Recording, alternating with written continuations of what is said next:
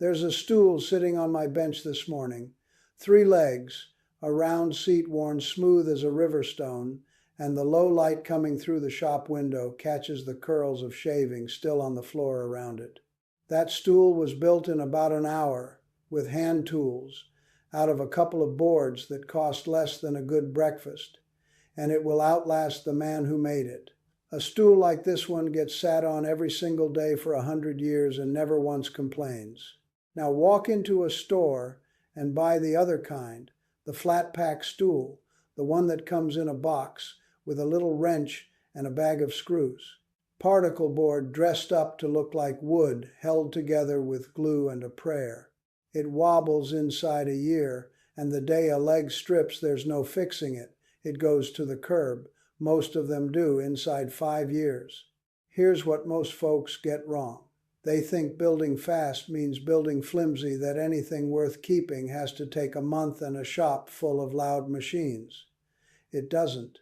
There's a quiet way to build that nobody seems to teach anymore, and today I'll show you the whole of it, start to finish. A real stool, honest joints, no power cord in the room. No motor, no dust storm, no fancy jigs. And I'll be straight with you the way a neighbor would too. I'll tell you exactly where that under an hour promise holds and where it doesn't. Stay with me. Let's get to the bench. We're building what's called a staked stool. The name sounds fancy, but it's the plainest joint there is. A leg driven up into a hole bored through a solid slab of seat and locked there with a wedge. No brackets, no metal. Just wood holding wood. It's how they built stools and benches and chairs for hundreds of years before anybody thought to plug a tool into a wall, and the reason it lasts is right there in that simplicity. There's nothing in it to rust, nothing to strip, nothing to work loose but the wood itself, and the wedge sees to that. And we're giving it 3 legs, not 4. That's the first thing I'd tell a beginner, and here's why. 3 legs never rock. Set a 3-legged stool on the most crooked, humped-up old farmhouse floor you can find, and it sits dead steady every time because 3 points always land flat, the way a milking stool always has. Put 4 legs on it, and now every one of them has to be the exact same length or the thing teeters 3 meals a day. Start with 3. Save yourself the grief. Here's the whole cut list. For the seat, you want a slab about 1.5 inches thick, that's a 2x12 off the rack at any lumber yard, which gives you a board around 11¼ inches wide, plenty for a round seat. Pine, fir, spruce, whatever your yard carries. If all you've got on hand is thinner stock, a 1x board at 3/4 inch, then glue 2 pieces face to face and let them dry overnight, because you want that full 1.5 inches. A thin seat can split when you wedge it, and it won't hold a leg the way thick stock does. For the legs, 1 2x4, rip down into 3 sticks about 1.25 inches square and cut about 19 or 20 inches long. And 3 little hardwood wedges, split thin off a scrap of oak or maple, a bottle of wood glue, a bit of oil for the finish, and that's everything. While you're at the rack, read your seat board the way you'd read a road map before a long drive. Sight down it with one eye closed and pass on any board that's cupped or twisted. Glance at the end grain and find the pith, that little bullseye at the center of the tree. A board with the pith running through it will check and split as it dries, so leave it. And skip any board with a big loose knot sitting where you want clean wood. Pick the flattest, straightest, tightest grained board in the pile, and let the fellow stacking the lumber think you're difficult. That's your table's whole life you're choosing, standing right there at the rack.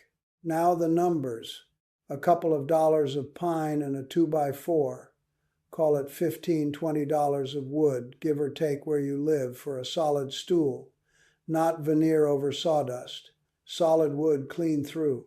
Start with the seat.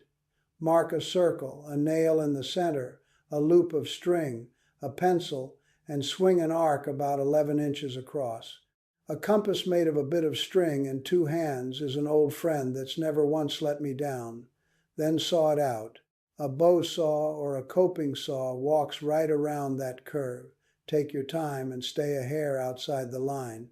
You don't need it perfect off the saw. Knock the sawn edge down smooth with a rasp or a block plane afterward, and you've got your seat. Now, before we go a step further, clamp your work. I mean that. Clamp the seat down to the bench so it can't shift, and keep both hands behind the edge of every tool you pick up. A chisel or a saw doesn't know the difference between pine and your thumb, and it doesn't forgive.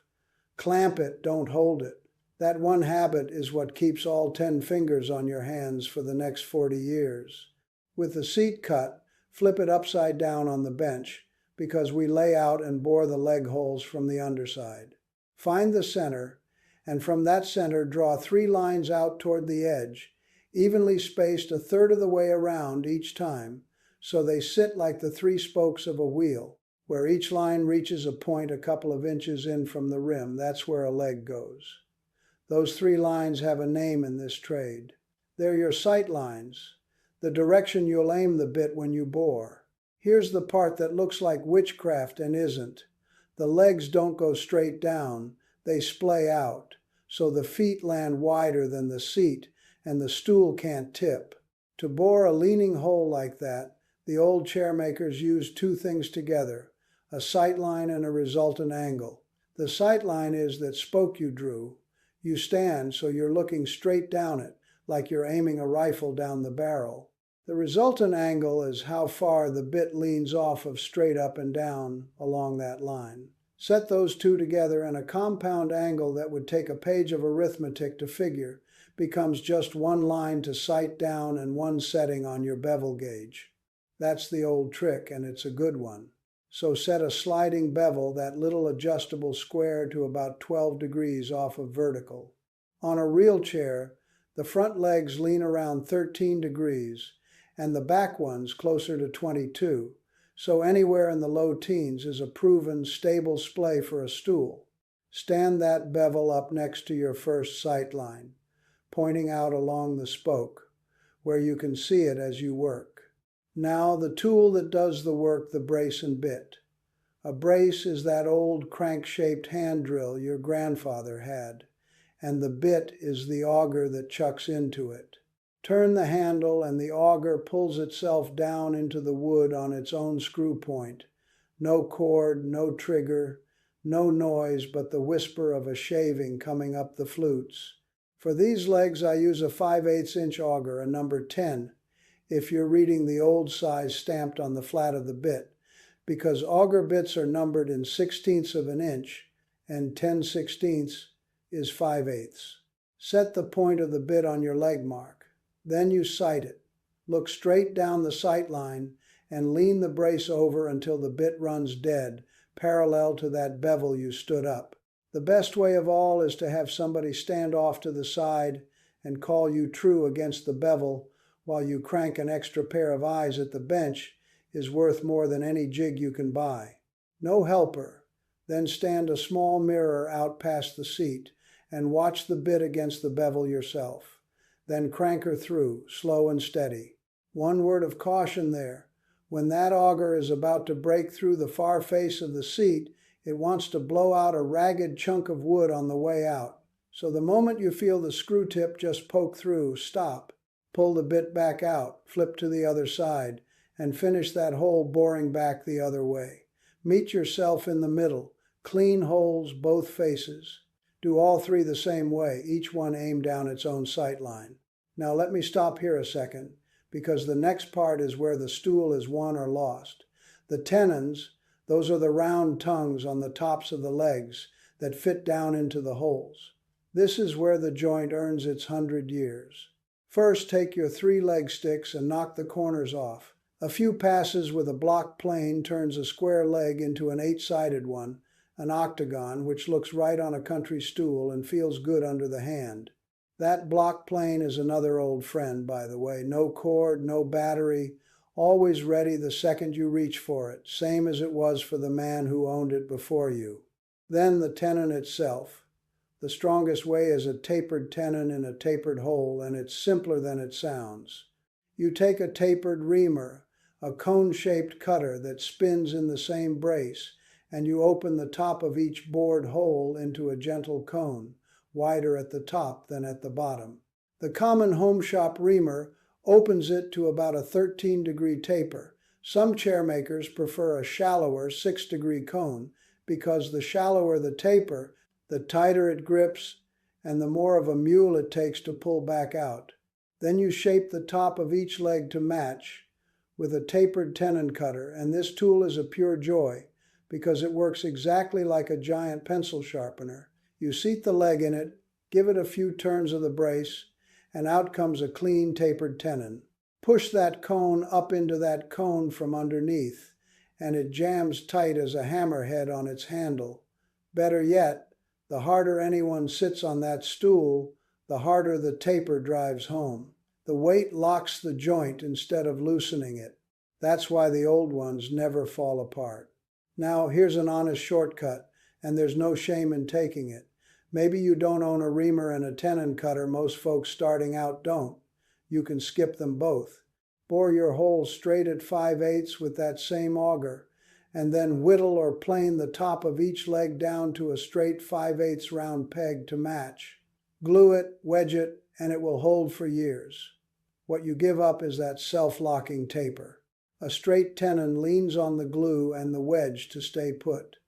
The tapered one tightens itself under every pound of weight that lands on it. For a first stool, the straight hole is the easier road, and it still builds you a good, solid stool. Just know what you're trading, and don't let anybody tell you the simple way is the wrong way. Whichever tenon you cut, you lock it with a wedge, and there is one rule here you cannot get wrong. Before you glue a thing, saw a single slot down the top of each tenon, a kerf, just deep enough to take a wedge.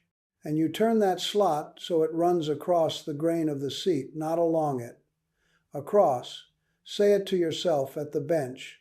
Here's why it matters more than almost anything else in the whole build. When you drive a wedge into that slot, it forces the tenon to spread sideways. If the slot runs across the grain, the tenon spreads along the grain where the wood is strongest, and the leg locks in solid.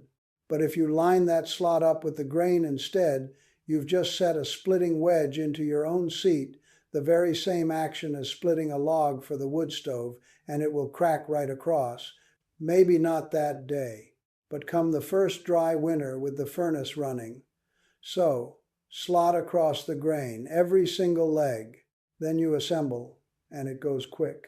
A little glue in the hole, and on the tenon, drive the leg up snug from underneath, and give the wedge itself a touch of glue and drive it down into that slot from the top until it stops singing and goes dull.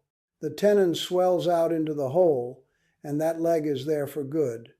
Trim the wedge and the tenon stub flush with a fine saw, and pare it clean with a chisel. Do all three. When they're seated, that stool is one piece of furniture. No screws, no brackets, nothing that can ever work loose. 2 small steps left, and folks skip them, and they shouldn't. First, level the legs. Right now your 3 feet are all a little long and cut off square, so each one only touches the floor on an edge. Stand the stool on the flattest floor you have. Take a pencil and rest it on a small block, a scrap an inch or 2 thick, and run that block around each leg so the pencil scribes a line at the very same height on all 3. Then saw each foot off right at its line. Now all 3 feet meet the floor flat and full, and the stool sits without a whisper of a wobble. Then soften every sharp edge. Run that block plane or a rasp around the rim of the seat and around the bottom of each foot, a small chamfer, just knocking the hard corner off. Sharp edges catch clothes, splinter, and chip out. A softened edge wears in and feels finished. 10 minutes of work, and it's the whole difference between a stool that looks homemade and one that looks made. Last, the finish, and we keep it as plain as the rest. Boiled linseed oil is the old standby. Quart runs around $10 and finishes a stool like this 3 times over. Wipe one thin coat on with a rag. Let it soak in 15, 20 minutes. Then wipe every bit of the excess back off. All of it. Oil that sits on top instead of soaking in never cures, it just stays tacky and holds a fingerprint forever. Thin coats, always. One good coat brings the grain up alive. In a warm, dry room, it'll be dry to the touch by the next morning. Give it a full day before a second coat if you want more depth, and know this oil doesn't truly fully cure for about a month, hardening slow as it drinks the air. There is no rushing it, and rushing it is the one way to ruin all the care you put in. And hear this part plain, because it can burn a house down, and I mean that as a fact and not a figure of speech. The rag you wipe that oil on can catch fire all by itself. Linseed oil gives off heat as it cures, and a balled up oily rag holds that heat inside it until it smolders and lights no spark, no flame, no warning at all. So when you're done, carry that rag straight outside and lay it out flat, one single layer, over the edge of a can or out on the concrete, and let it dry hard in the open air before it ever goes near a trash can. Never wad it up. Never leave it in the shop overnight. It's the easiest fire in the world to never have. Now let me be straight about that hour, because I promised you I would. Under 60 minutes holds for a simple piece like this stool, and it holds on one condition. Your lumber has to already be dimensioned, dry, and if you glued up a seat, glued up ahead of time. If you're still down at the lumberyard picking boards, hauling them home, and letting them settle a week the way you should before you cut, none of that is in the hour. The hour is the building, once the wood is ready to build. And I'll tell you the other half of it too. Your first stool will not take an hour. It'll take you a good afternoon, and you'll bore a hole a touch, proud of your line, and that's just the tool teaching your hands, and the second stool comes twice as easy. This is a stool, mind you, an hour piece. A dovetailed blanket chest is not an hour, and anybody who tells you it is has never sat down and cut a dovetail. Fast and simple here, slow and careful there. Both of those are the craft. I'll own up to one of my own while we're being honest.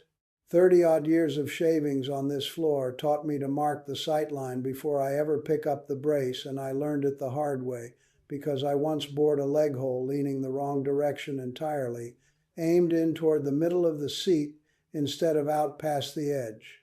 Built a stool that tried to fold up flat under the first fellow who sat on it. Mark your lines first, then cut, in that order always.